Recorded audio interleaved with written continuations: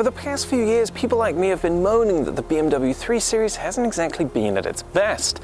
Now, don't get me wrong, it wasn't a bad car by any means, but the 3 Series sold from 2012 through now just didn't drive with the verve and sparkle we remembered from 3 Series from the 90s and early 2000s.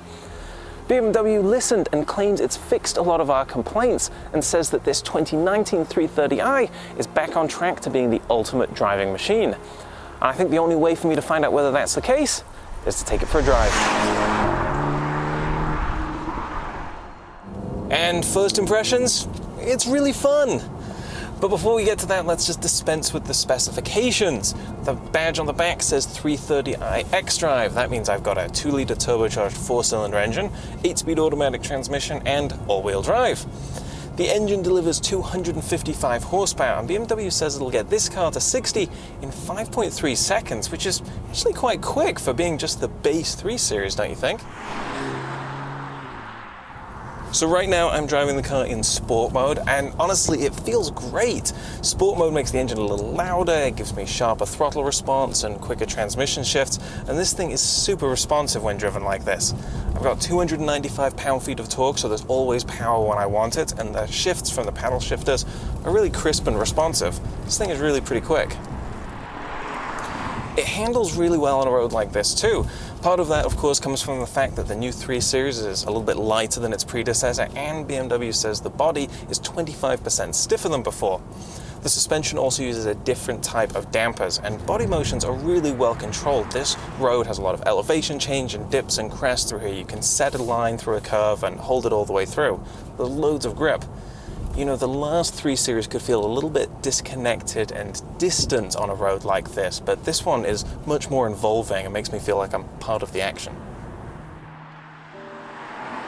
But the steering is still a little bit of a letdown. There's just this vagueness on center, and it's not especially crisp on turn-in. There's a lot of other cars in this class that I think have more fluid sensation when you turn in and change directions quickly, and that's perhaps the biggest letdown I think in this 3 Series driving on a road like this. Overall though, I'll say that this car is really, really involving and very fun, and frankly on a road like this, you can go way faster than you'd ever need to.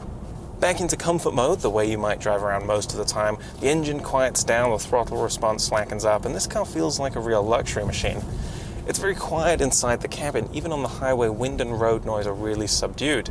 It's hard to tell without driving them back to back, but I'd say this car is about as quiet as a Mercedes C-Class, which has always been my standard for quietness in this car segment. Also noticeable in every driving mode, the engine's noise, vibration and harshness are all kept under really good control. You can barely hear it or feel any shuddering through the cabin when the engine kicks back on after the stop-start system is turned on. You don't get any of the clattering and thrashing noises that you noticed a little bit in the last 3 Series 4-cylinder, and that's really nice. Ride quality is what I would call European firm. By that I mean it is compliant over bumps, but you do feel every single bump in the road. Now, part of that, of course, is because this car is an M Sport model, so it's got slightly more aggressive suspension, 19-inch wheels, so it's not necessarily representative of how every single 3 Series will feel. But you know what, even if every 330i did feel like this, I think I'd be okay with that. I think it's a very good ride and handling balance. It's comfortable enough over broken Midwest roads, but the upshot is that you get that wonderful handling when the road turns into a squiggle. There is quite a lot of technology inside this cabin, and we don't have time to look at all of it, but you can find a full written review with more details on it at theroadshow.com. But just quickly, I've got a color head-up display in front of me, as well as a huge 12.3-inch colored digital instrument cluster right here. You control most things in the car through this 10.3-inch touchscreen infotainment system. We don't have time to give you a full rundown of everything, but whether you're changing car settings, playing music, phone calling, using the navigation, it's really, really easy to use. Now, if you want a little more details on the BMW iDrive 7 system, we've got a separate tech check video showing how this works in a BMW X5. You can find that at theroadshow.com or on our YouTube channel. Along with all of the expected safety features, things like surround view cameras and pre-collision braking, this 3 Series has a couple of new driver assistant features. One of the interesting ones is called Backup Assistant. Basically, the car will remember how you steered into a tight parking space, and then when you want to reverse out, the car will help you steer back out. That could be ideal if you've got a super narrow but very twisty driveway. There's also a technology called Active Driving Assistant Pro. When you're using the adaptive cruise control on the highway, that system can help steer the car within its lane. Now, it's not really an autonomous system. You can't take your hands off the wheel, for instance, but it is nice to help make those commutes a little bit easier. Looking around the cabin in this car is a little bit of a mixed bag because although there are a lot of really nice materials, and there are a lot of really nice materials, there's also a lot of kind of plain hard black plastics, and this is not a cheap car, remember? And then there's the basic layout of the dashboard. It's pretty much the same dashboard design the 3 Series has had for a while. Now, there's nothing wrong with it. If it ain't broke, don't fix it.